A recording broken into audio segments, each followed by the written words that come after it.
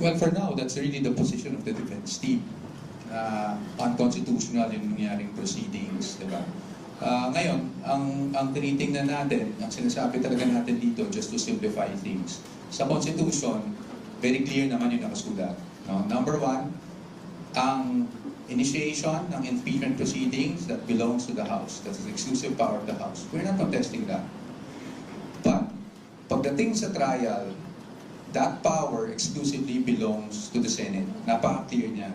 Kaya ang sinasabi lang namin dito is hindi naman pwede dito sa pag-initiate pa ng proceedings nagkakaroon na ng tinatawag na namin na mini-trial. At again, kaklaruhin ko lang, i-emphasize ko lang yung nasabi na ni Atty. Sheila, hindi po sa amin nanggaling yung term na mini-trial. Yan po ay galing sa mga statements, no, ng either Committee on Justice or even other personalities. So hindi po sa amin nanggaling yan. That's why we're contesting it.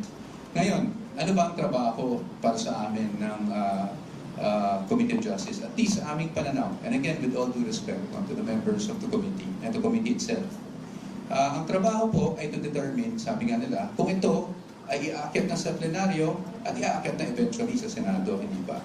So ang parati namin sinasabi, kahit sa previous interviews ko, ang gagawin lang naman is to evaluate the complaints and the evidence at hand. No? Kung ano yung mga naka-attach na ebidensya doon sa complaint.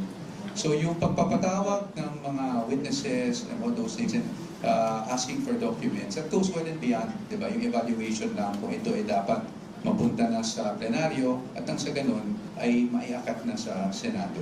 So sa ngayon, are we going to question this? Kasi I think that was your question talaga. Of course, that possibility is always there, di ba? But hindi po na kami magsasabi ng anything categorical. Ito ay dapat pag-usapan hindi lang namin, pero pati na ng aming kliyente. At titignan natin kung anong mangyari. That's why we have been monitoring these proceedings from day one. And then we'll let you know kung meron na kaming desisyon tungkol doon.